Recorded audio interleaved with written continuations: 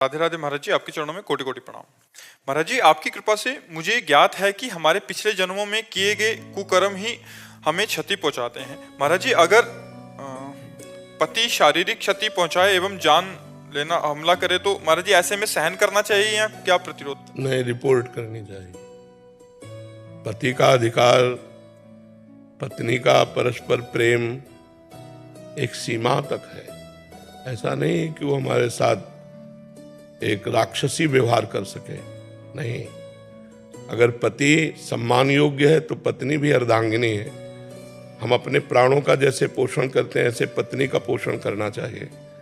अगर पति स्वयं दुर्व्यवहार के साथ बर्ताव करता है, सीमा तक, जान लेने की बात आई इसलिए हमने पहली बात कह दी कि रिपोर्ट कीजिए। जान लेना, आप अपनी जान नहीं ले सकते। भागवतिक और कानूनी दोनों कार्रवाई में आप बंदी बना लिए जाएंगे। अगर आप उपाय कर रहे हैं और आपको रिपोर्ट कर दी जाए आपकी, तो आप बंदी बनाने योग्य कार्य कर चुके, अगर आप उपाय कर रहे हैं। और भागवतिक तो है ही है अपराध।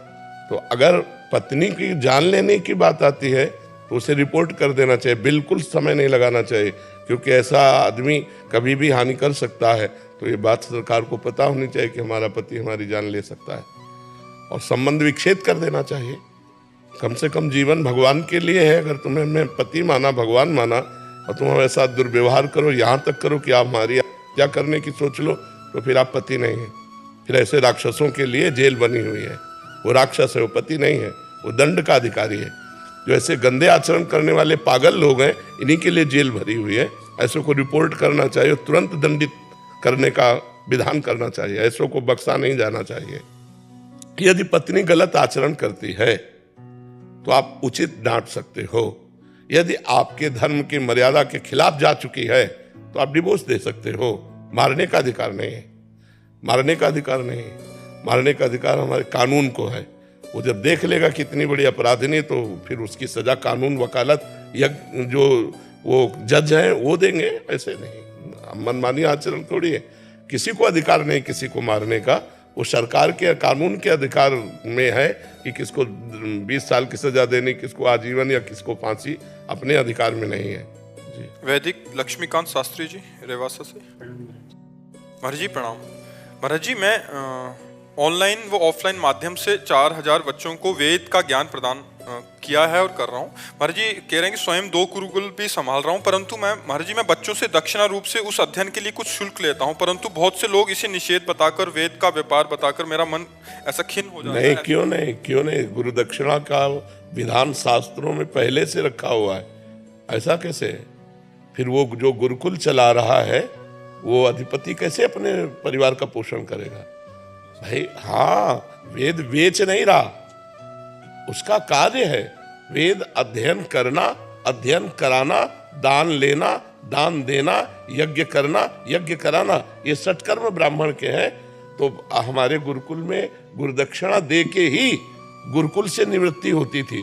भगवान श्री कृष्ण ने जब पूरा पाठ्यक्रम हुआ तो इसके बाद गुरु जी को प्रणाम करके कहा कि आप गुरुदक्षिणा बोलिए।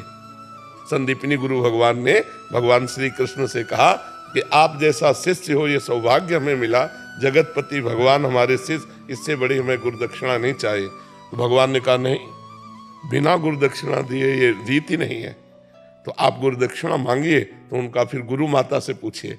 तो गुरु माता ने कहा मेरा बालक समुद्र किनारे खेलने गया था, वहां मर गया, आप उसे जीवित करके ला दीजिए।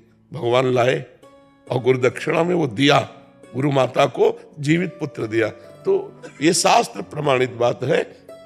बिना गुरुदक्षिणा के शिष्य की जो अध्ययन वृत्ति है वो पूर्ण नहीं मानी जाती। तो ऐसा नहीं है कि हम शुल्क ले रहे हैं तो वेद को बेच रहे हैं, नहीं, ऐसा नहीं। विचार करो, उसके बच्चे हैं, उसका परिवार है। आज समझो क्या है, अगर वो वेद मंत्रों का पाठ करके तुम्हारे जो उपरोहित कर्म में तुम्हारे जो व्यवहार हैं उनको पूर्ण करा रहा है, तो आपका कर्तव्य बनता है कि आप उसको दक्षिणा दीजिए। जो आचार्य है वो चाहे यज्ञ हो, चाहे पूजा हो, चाहे अध्ययन हो, भेंट देना ही चाहिए। जबरदस्ती देना चाहिए, वो ना ले तो भी देना चाहिए, क्योंकि उसकी पूर्णता तभी होती है। आप इसमें खिन्न मत होइए, उदार भाव से विद्या अध्ययन कराइए और उचित भेंट लेकर अपने परिवार का पोषण कीजिए। ये वेद बेचना नहीं है।